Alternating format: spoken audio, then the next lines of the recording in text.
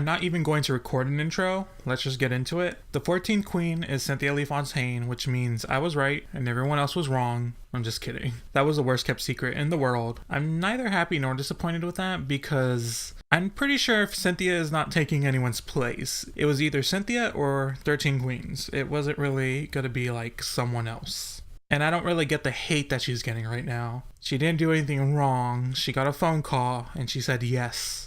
That's all. So there's no reason to be so rude to her. You either root for her or you don't. That's it.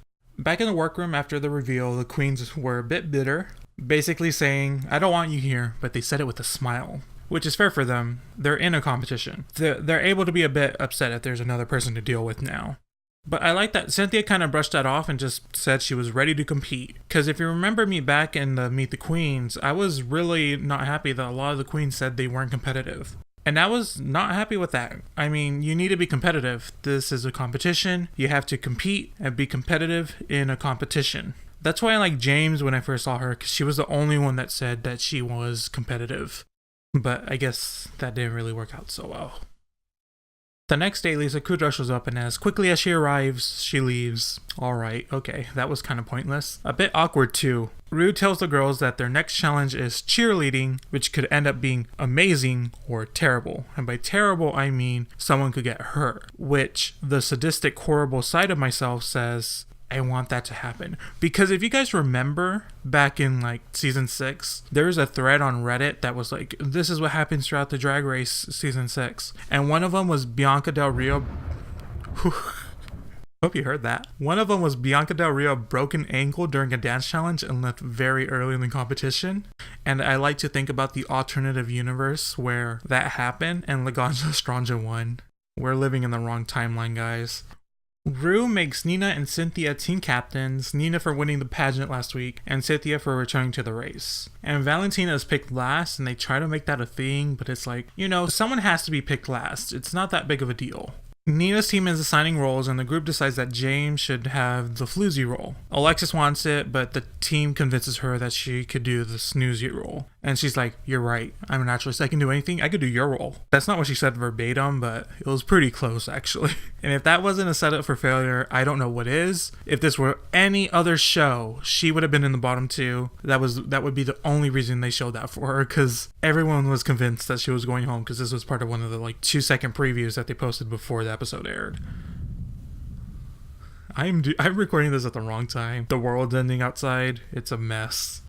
Continuing on, Nina's team is rehearsing and James ain't doing so hot. She suggests that she should switch roles with Alexis and everyone is basically on board immediately. And I'm like, guys, this never works. Changing your role never works in the middle of a fucking challenge. I don't know why no one said, no, you should stick to your guns. Literally, Lady Gaga just said that last episode. If there's one thing I learned in my 22 years of existence, it's to listen to Lady Gaga. Cynthia's team is on the mats for rehearsal, and I guess the cheerleading coach, I guess is what we should call him. His name is Dom. I hate anyone with the name Dom because I'm instantly attracted to them, and they haven't worked for that. But those flips are nice, so I will give him a pass. The only thing I want to say during Cynthia's team's rehearsal is Valentina is lifted in the air, and she's just like a statuesque, just model-esque human being, because she's an attractive boy as well. And she just puts on the biggest fucking smile. And she might be one of the nicest queens that we've seen all season. With the combination of that smile and her being so nice, I want to see her be so vicious to someone. I just want to see her just rip in on someone, because I just like to see really nice people get really angry. I think I'm just a horrible person, do you know? Back in the workroom, Cynthia's team is getting their outfits together, and I may be reading too much into this, but Kamora's insecurities show a bit, and I talked about them last week, but Peppermint mentions bloomers, and Kamora doesn't know what bloomers are. She could have just asked, but waited until the interview to ask a producer. To me, that shows me that she doesn't want to seem dumb or ridiculed in front of the other girls.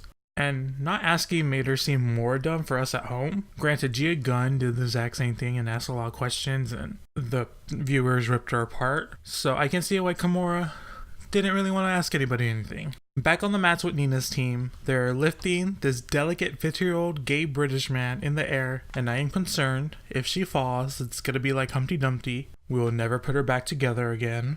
Rip Charlie. Back in the workroom, Kamora's complaining about stoning and saying that she doesn't do things like this herself. She pays someone to do it, And I've seen a lot of people come for her for saying that. And I have to disagree with that. If you have the means and you don't have a skill, which includes patience, you hire someone to do those jobs. There's nothing wrong with that. The problem is saying only ugly girls wear stoned outfits. Girl, get over yourself. Now, if there was a moment to get me pissed off, it's this one.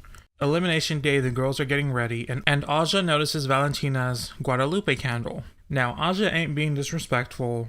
She's in Santeria, so she knows what it's like to be in a faith that the normal white people don't get, or want to understand for that matter. Farrah makes a cute, harmless quip. Then we have Trinity Kardashian Taylor, who is not even in the conversation, and she says, "You crazy bitch." Now, that pissed me off, because it's not Trinity talking. That's the fucking editor. The line might as well not have anything to do with Valentina, because we don't see Trinity interact with them at all. That was a line from her interview thing. Like, it didn't have anything to do with what was happening. And if it does, fuck her too. But also the choice to play that stereotypical Mexican music in the background and then put Trinity's quote over it, that really pissed me off.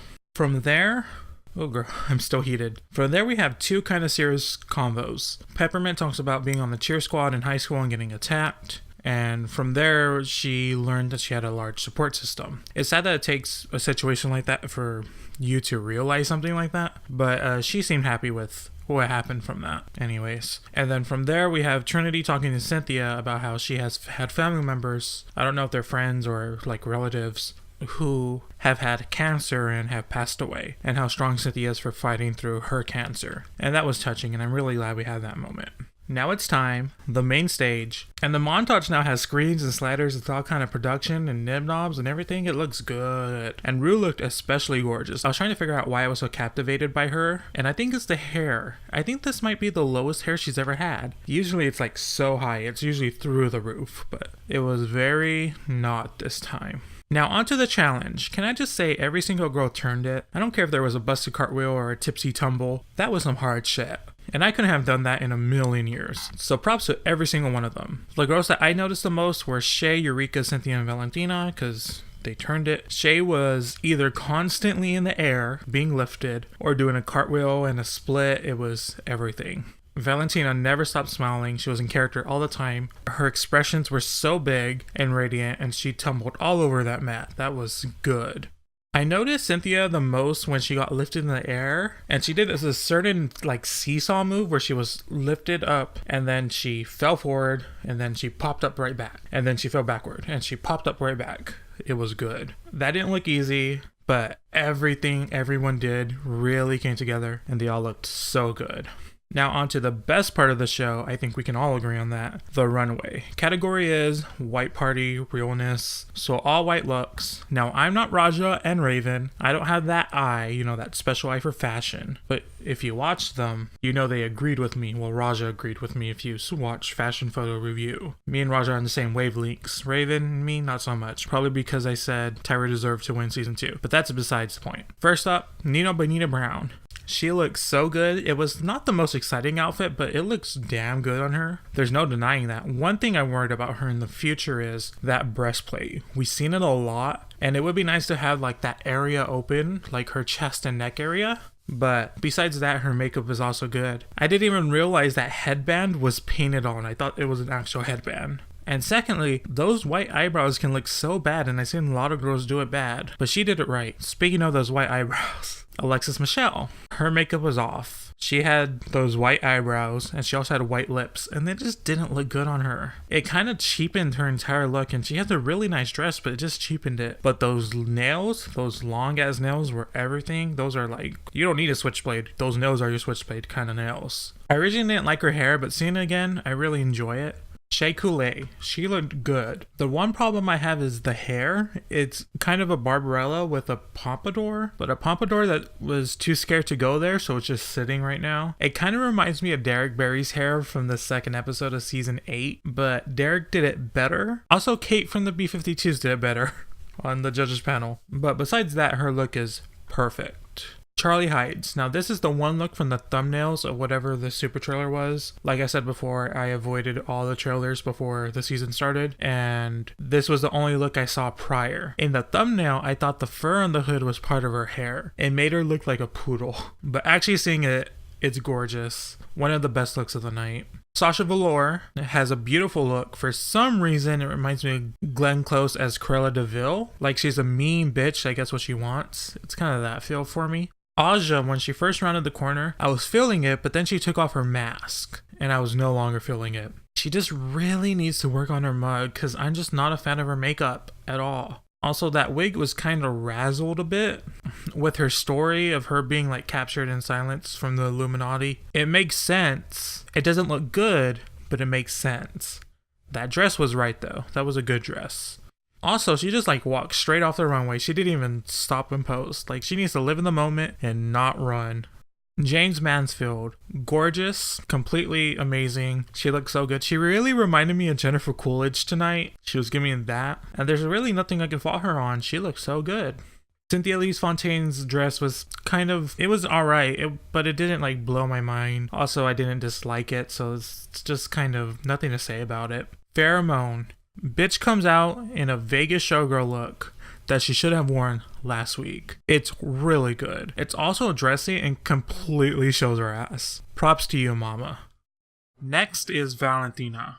Stop everything. She killed it, brought it back to life, married it without a prenup, killed it again. She got the mansion, the staff, the pool boy, and the kids. She looks gorgeous. Michelle clocked that nude pump right away though. But it don't matter because it doesn't take away from anything. She looked flawless. Trinity Taylor. She comes out and I thought I would hate it on anyone else, but it just works for her. Everything was so right. Her makeup, and she was right. Her ass looks so good in that. She has an amazing ass. I do think she needs to have a different hair though. We need to stop with this like 50s futuristic bob look. It needs to stop.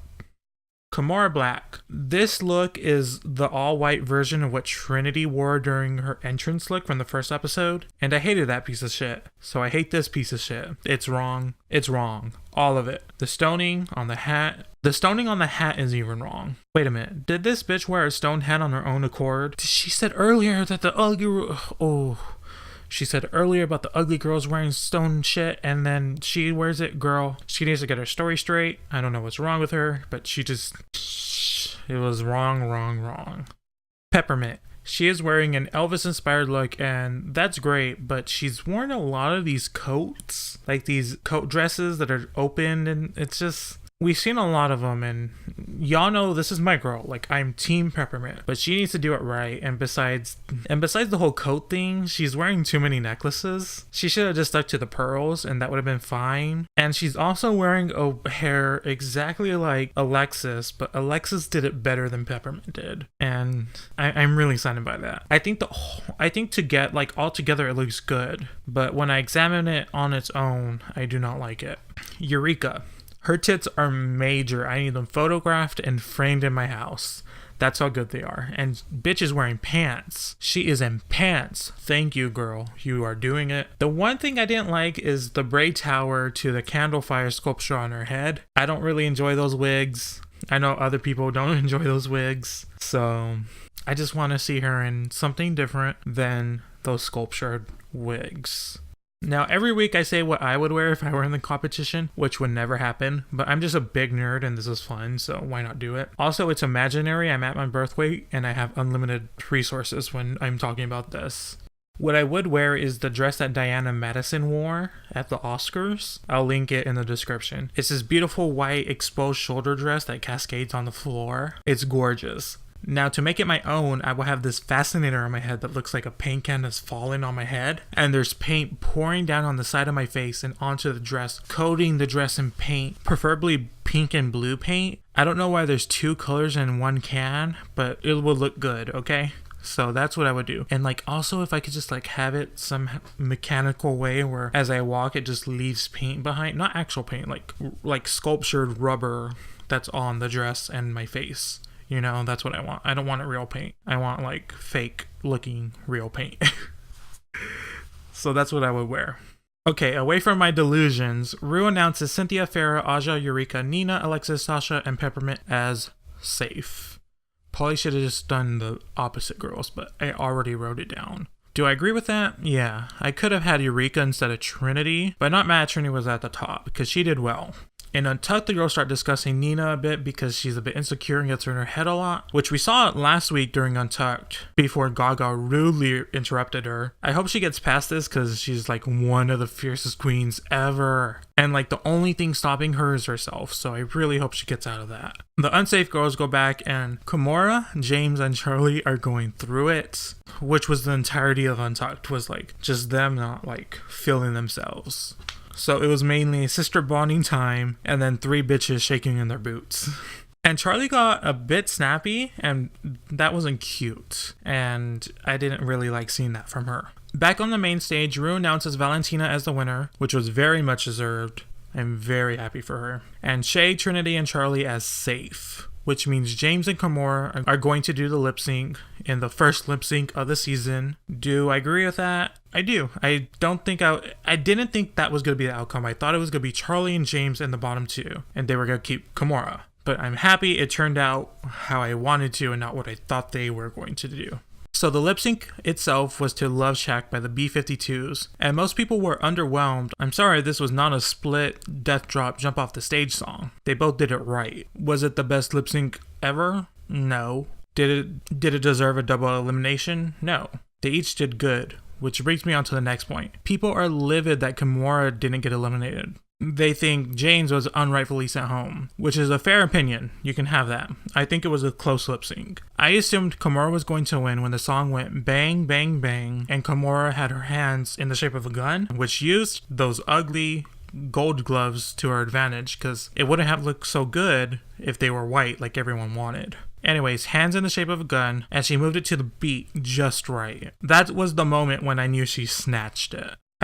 Here's the thing, I wouldn't have been angry if James had stayed. I think James did good also, but I do think she deserved to go. Also, I feel like more people want Kimora to leave than James to stay, and that's a problem. She may be a bitch, but when she does right, she should get the props. Well, that was episode 2, and it was also really good. I still have no idea where the season's headed, but I will talk to you guys next week. If you have any comments or questions, please feel free to leave them below or at my Twitter at PixelPixelBoom on Twitter. Subscribe if you like. Bye guys, and remember to have fun. And